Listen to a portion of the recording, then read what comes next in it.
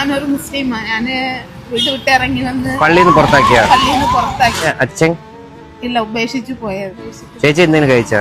കുട്ടികൾ ഇപ്പൊ സ്കൂളിൽ പോകാത്ത എന്താണ്? കുഞ്ഞുങ്ങൾ സ്കൂളിൽ പോകാത്ത, സ്കൂളിൽ ഫീസ് അടയ്ക്കാൻ പൈസ ഇല്ലാഞ്ഞിട്ട് സ്കൂളിൽ പുറത്താക്കി. എക്സാം എഴുതാൻ സമ്മതിച്ചില്ല, പുറത്താക്കിയപ്പം പൈസ അടച്ച LKG.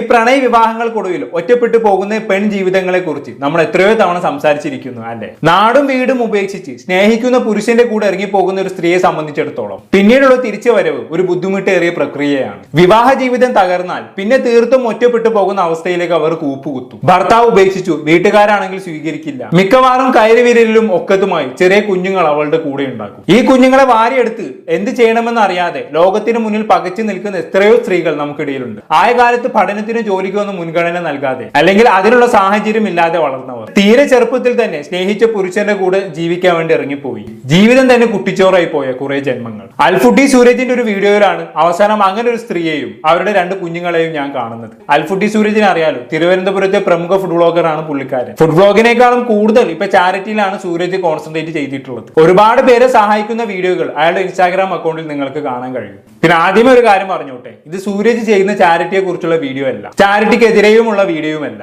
ഇനി അങ്ങനെ വിചാരിച്ച് ആരും തെറി വിളിക്കാൻ വരണ്ട. അല്ല, ഇപ്പൊ കുറച്ചായിട്ട് അതാണല്ലോ ട്രെൻഡ്. എത്ര വലിയ ഉടായ്പാണെങ്കിലും അയാൾ ചാരിറ്റി ചെയ്യുന്നുണ്ടോ എന്നാൽ അയാളെ കുറിച്ച് ഒരു അക്ഷരം മിണ്ടാൻ പാടില്ല. അയാൾ എന്ത് ഉടായ്പും ചെയ്തോട്ടെ, അയാൾ പാവങ്ങളെ സഹായിക്കുന്നുണ്ടല്ലോ. നീ ആർക്കെങ്കിലും 10 പൈസയുടെ ഉപകാരം ചെയ്യുന്നുണ്ടോടെ എന്ന ചോദ്യമാണ് പലരും ചോദിക്കാറുള്ളത്. അവർക്കുള്ള മറുപടി മുൻ വീഡിയോകളിൽ തന്നെ ഞാൻ കൊടുത്തിട്ടുള്ളതാണ്. എന്നാൽ ഇപ്പോഴും ഇത് പറയാനുള്ള കാരണം എന്താണെന്ന് വെച്ചാൽ, ഈ ചാരിറ്റി ചെയ്യുന്നവരെ കുറിച്ച് എന്ത് വീഡിയോ ചെയ്താലും എന്താണ് വിഷയമെന്ന് പോലും നോക്കാതെ, വീഡിയോ മര്യാദയ്ക്ക് കാണാൻ പോലും ശ്രമിക്കാതെ തെറിയും പറഞ്ഞ് കുറെ വസന്തങ്ങൾ വരും. ചാരിറ്റി മുഴുവനും പറയേണ്ട കാര്യമില്ല, എന്ന് പറഞ്ഞാൽ മതിയാകും, വന്ന് തെറിയും പറഞ്ഞു പോകും. സോ അങ്ങനെയുള്ള ആളുകളോടാണ് ഇത് ചാരിറ്റിക്ക് എതിരെയുള്ള വീഡിയോ അല്ല. ഒരു സ്ത്രീ 2 മക്കളെയും കൊണ്ട് കഷ്ടപ്പെടുന്നത് കണ്ടപ്പോൾ അതിനെക്കുറിച്ച് സംസാരിക്കണമെന്ന് തോന്നി. കൂടുതൽ ആളുകളിലേക്ക് ഈ വീഡിയോ എത്തുകയാണെങ്കിൽ, അങ്ങനെ അവർക്ക് എന്തെങ്കിലും ഉപകാരം കിട്ടുകയാണെങ്കിൽ കിട്ടട്ടെ എന്ന് വെച്ചു, അത്രയേ ഉള്ളൂ. നമുക്ക് എന്തായാലും അൽഫുട്ടി സൂരജിന്റെ ആ വീഡിയോ ഒന്ന് കണ്ടു നോക്കാം. വീഡിയോയിലേക്ക് കടക്കുന്നതിന് മുമ്പ് ഒരു കാര്യം കൂടി പറഞ്ഞോട്ടെ. ആളുകളുടെ നിസ്സഹായാവസ്ഥയെ വീഡിയോ എടുത്ത് പബ്ലിക്കിന് മുന്നിൽ ഇട്ട് കൊടുക്കുന്നതിനോട് എനിക്ക് പേഴ്സണലി യോജിപ്പില്ല.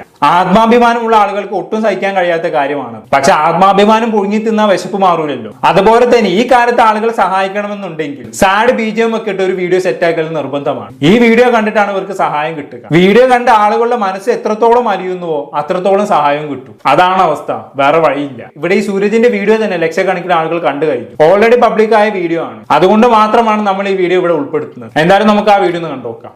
കുഞ്ഞുങ്ങൾക്ക് ഒരു നേരത്തെ ആഹാരം എന്തെങ്കിലും മേടിച്ചു കൊടുക്കണം. 2 ദിവസമായി ഞങ്ങളൊന്നും കഴിച്ചില്ല. ചേച്ചിക്ക് ഒരു ചലഞ്ചാണ്. ചേച്ചിക്ക് ഇതിൽ ഏത് വേണം സെലക്ട് ചെയ്യണം. സെലക്ട് ചെയ്യുന്നത് ആ പൈസ ചേച്ചിക്ക് കിട്ടും. രാവിലെ മുതൽ എന്റെ കുഞ്ഞിന് എന്തെങ്കിലും കഴിക്കാൻ എന്തെങ്കിലും വാങ്ങിച്ചു കൊടുത്താൽ ഞങ്ങൾ രാവിലെ മുതൽ ഒന്നും കഴിച്ചിട്ടില്ല. എന്റെ കുഞ്ഞുങ്ങൾ ഒന്നും കഴിച്ചിട്ടില്ല. ചേച്ചി ഇപ്പൊ ഇതിലേതെങ്കിലും ഒന്ന് തുടങ്ങണമെങ്കിൽ ചേച്ചിക്ക് പൈസ കിട്ടും. 2000 ഉണ്ട്, 3000 ഉണ്ട്, 5000 ഉണ്ട്. ചേച്ചിക്ക് അതുകൊണ്ട് വേണമെങ്കിൽ വാങ്ങാൻ പറ്റും. 2 പേരും ഒന്നും കഴിച്ചിട്ടില്ലേ? ചേച്ചി എന്തെങ്കിലും കഴിച്ചാ? ഷജിമി.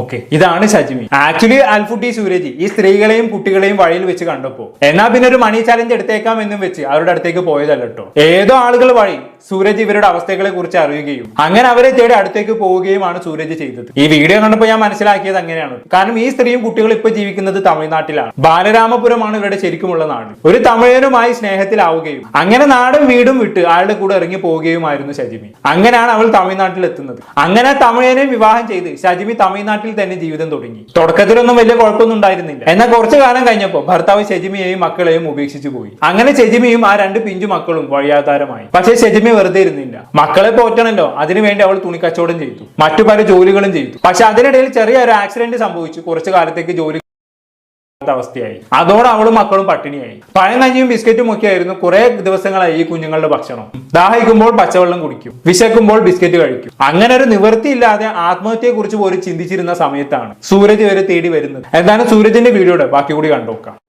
ചേച്ചി എന്തെങ്കിലും കഴിച്ചാ? ഷജിമി. എന്താ കഴിക്കാത്ത?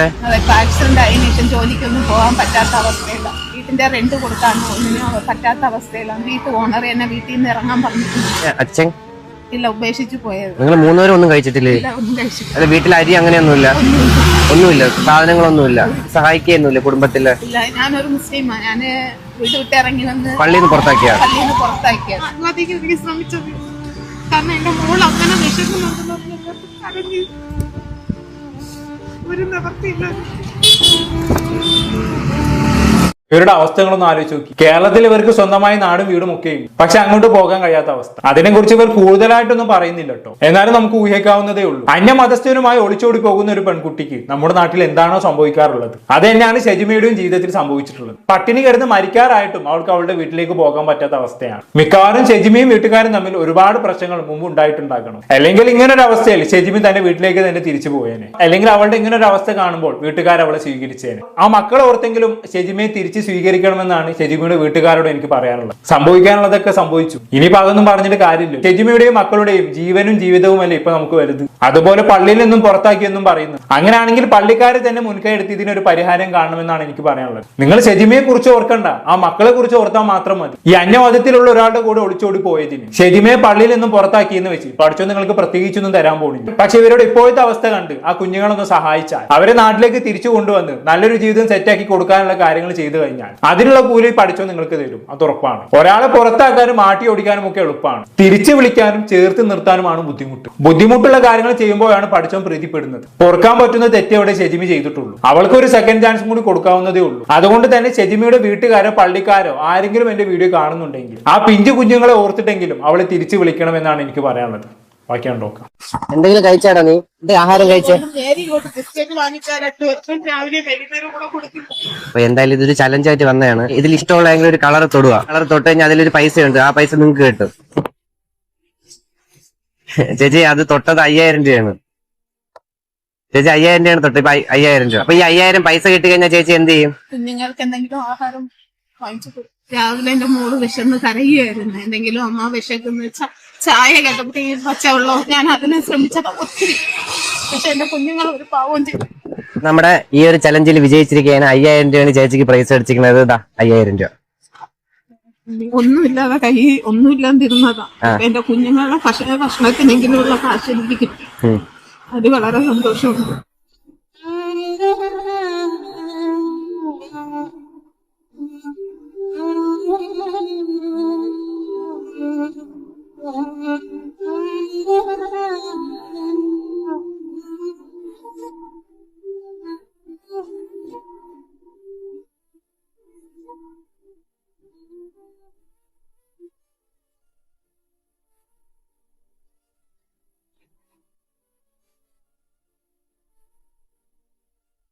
ഇതാണ് നീ കഴിക്കാൻ പോണേ? രാവിലെ വാരി കഴിച്ചതാ ഇത്. ഇതാണ് നിങ്ങൾ രാവിലെ വാരി കഴിച്ചേ? കട പോയിട്ട് ഒരു 5000 ചോദിച്ചപ്പോഴത്തേക്ക് എന്നോടൊപ്പം വരോ ഒരു രാത്രിത്തേക്കെന്ന് ചോദിച്ചെന്നു.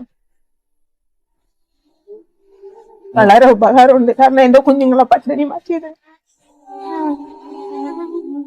ഓക്കെ, അപ്പൊ അങ്ങനെയൊക്കെയാണ് കാര്യങ്ങൾ. എന്തായാലും സൂരജിന്റെ വീഡിയോ കണ്ട ഭൂരിഭാഗം ആളുകൾ സൂരജിനെ സപ്പോർട്ട് ചെയ്തുകൊണ്ടും അതുപോലെ തന്നെ സൂരജിന്റെ നല്ല മനസ്സിനെ അഭിനന്ദിച്ചുകൊണ്ടും ഒക്കെ കമന്റ് ചെയ്യുകയുണ്ടായി. അതുപോലെ തന്നെ ചില ആളുകൾ ഇത് ഒരു ഉടായ്പാണെന്ന് തോന്നുന്നുണ്ടല്ലോ എന്നുള്ള രീതിയിലും കമന്റ് ചെയ്തിട്ടുണ്ടായിരുന്നു. ഈ ഉടായ്പാണെന്ന് പറയുന്നവർ പ്രധാനമായും ചൂണ്ടിക്കാണിച്ച സംഗതി എന്ന് പറയുന്നത് ഷെജിമയുടെ കയ്യിലുള്ള മൊബൈൽ ഫോണാണ്. വീഡിയോയിൽ ഉടനീളം ഷെജിമയുടെ കയ്യിൽ ഒരു മൊബൈൽ ഫോൺ ഉള്ളതായി നമുക്ക് കാണാൻ കഴിയും. അത് ഐഫോൺ ആണെന്നാണ് പലരും പറയുന്നത്. ഇങ്ങനെ ഒരു ഐഫോൺ കയ്യിൽ വെച്ചിട്ടാണ് മക്കൾ പട്ടിണിയാണെന്നും പറഞ്ഞ് കരയുന്നത്. മക്കളുടെ വിശപ്പിനേക്കാളും വലുതാണ് ഒരു ഐഫോൺ എന്നൊക്കെ പറഞ്ഞ് ചില ആളുകൾ കമന്റ് ചെയ്തിട്ടുണ്ടായിരുന്നു. ഈ കമന്റുകൾ സൂരജിനെ ശ്രദ്ധയിൽപ്പെടുകയും അതിന് മറുപടി എന്നാണ് സൂരജ് മറ്റൊരു വീഡിയോ കൂടി ചെയ്യുകയും ഉണ്ടായി. നമ്മൾ എന്തായാലും ആ വീഡിയോ കൂടി കണ്ടോക്കാം.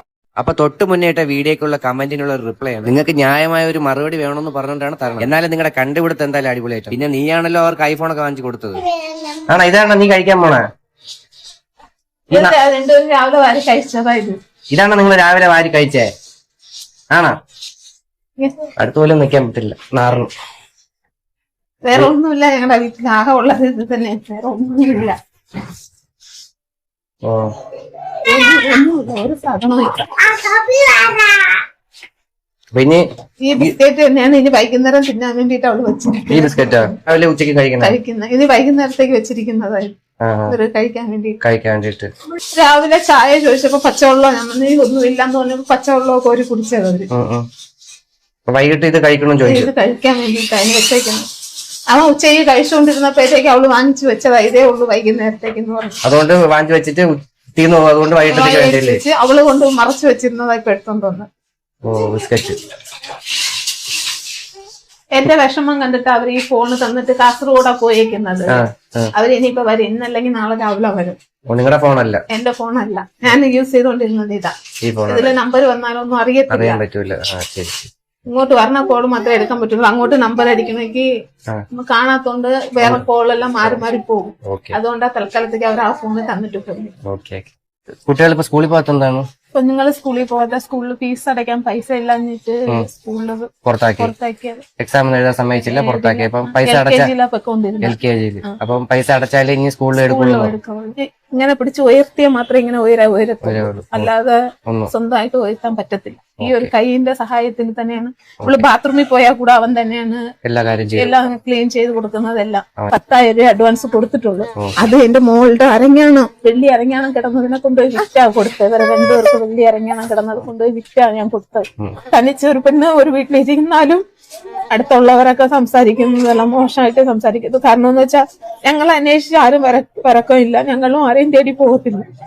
അപ്പൊ മൊബൈൽ ഫോൺ ആരോ തന്നതാണെന്നുള്ളതാണ് ഷെജിമി പറയുന്നത് അല്ലെ? ഷെജിമിയുടെ കയ്യിലുള്ളത് ആക്ച്വലി സാധാരണ ഒരു മൊബൈൽ ഫോൺ ആയിരുന്നു. അത് കേടായ സമയത്ത് ആരും ഉപയോഗിക്കാൻ വേണ്ടി വാങ്ങിക്കൊടുത്തതാണ് ഈ പുതിയ മൊബൈൽ ഫോൺ. അത് ഐഫോൺ ആണെന്നൊന്നും എനിക്ക് ഉറപ്പില്ല. പലരും അങ്ങനെ കമന്റ് ചെയ്യുന്നത് കണ്ടു. പക്ഷെ എനിക്ക് തോന്നുന്നത് അത് ഐഫോൺ ആവാനുള്ള ചാൻസ് കുറവാണെന്നുള്ളതാണ്. കണ്ടാൽ ഐഫോണിനെ പോലെ ഇരിക്കുന്ന വേറെ ഏതെങ്കിലും മൊബൈൽ ഫോൺ ആയിരിക്കും. കാരണം ഐഫോൺ ആരും ദാനമായി വാങ്ങിക്കൊടുക്കുമെന്ന് എനിക്ക് തോന്നുന്നില്ല. പട്ടിണി മാറ്റാനും വാടക കൊടുക്കാനുമുള്ള പൈസ കൊടുത്ത് സഹായിക്കുമെന്നല്ലാതെ പട്ടിണി എടുക്കുന്നവർക്ക് ആരെങ്കിലും ഐഫോൺ വാങ്ങിക്കൊടുക്കുമെന്ന് എനിക്ക് തോന്നുന്നില്ല. എന്തായാലും കൂടുതലൊന്നും ഞാൻ പറയുന്നില്ല. ഇത് ജെനുവിൻ ആണെന്ന് കരുതുന്നവർ ആ കുടുംബത്തെ സഹായിക്കുക. ആൽഫ്രഡ് സൂരജിന്റെ വീഡിയോയുടെ കമന്റ് ബോക്സിൽ അയാൾ ഷെജിമിയുടെ അക്കൗണ്ട് നമ്പറും മറ്റു ഡീറ്റെയിൽസും ഒക്കെ പിൻ ചെയ്ത് വെച്ചിട്ടുണ്ട്. ഇനിയിപ്പോ ഇതൊക്കെ കേട്ട് കുറെ ആൾക്കാർ പറയും, നീ ഞങ്ങൾ ആരെയും സഹായിക്കാൻ ഉപദേശിക്കേണ്ട, അതിന് മുമ്പ് നീ ആദ്യം ഒരാളെ സഹായിക്കാൻ നോക്ക് എന്ന് പറയും. അങ്ങനെയുള്ളവരോട് എനിക്ക് പറയാനുള്ളത് എന്താണെന്ന് വെച്ചാൽ, സുഹൃത്തെ, ഞാൻ എന്നെ കൊണ്ട് കഴിയുന്ന പോലെ പലരെയും സഹായിക്കാറുണ്ട്. പക്ഷെ അത് പുറത്ത് പറയാറില്ല, വീഡിയോ എടുക്കാറുമില്ല. അങ്ങനെ ചെയ്യാൻ താല്പര്യമില്ലാത്തതുകൊണ്ടാണ്. എല്ലാവരും അതൊന്ന് മനസ്സിലാക്കുക. ഇങ്ങനെ വീഡിയോ ചെയ്യുന്നവർ മാത്രമല്ല ലോകത്ത് ചാരിറ്റി ചെയ്യുന്നത്. ഇവരെക്കാളും 100 ഇരട്ടി ചാരിറ്റി ചെയ്യുന്ന ഇഷ്ടംപോലെ ആളുകളുണ്ട്. അവരൊക്കെ പക്ഷെ ഒരു കൈ കൊടുക്കുന്നത് മറുകൈ അറിയരുത് എന്ന് വിശ്വസിക്കുന്നവരാണ്. അല്ലെങ്കിൽ പാവങ്ങളുടെ ആത്മാഭിമാനത്തിന് വില കൽപ്പിക്കുന്നവരാണ്. അത്രയേ ഉള്ളൂ. എന്ന് കരുതി സൂരജിനെ പോലെ വീഡിയോ ചെയ്യുന്നവർ മോശമായ കാര്യമാണ് ചെയ്യുന്നത് എന്നല്ലോ ഞാൻ പറയുന്നത്. ഇനി ആരും അങ്ങനെ വിചാരിക്കേണ്ട.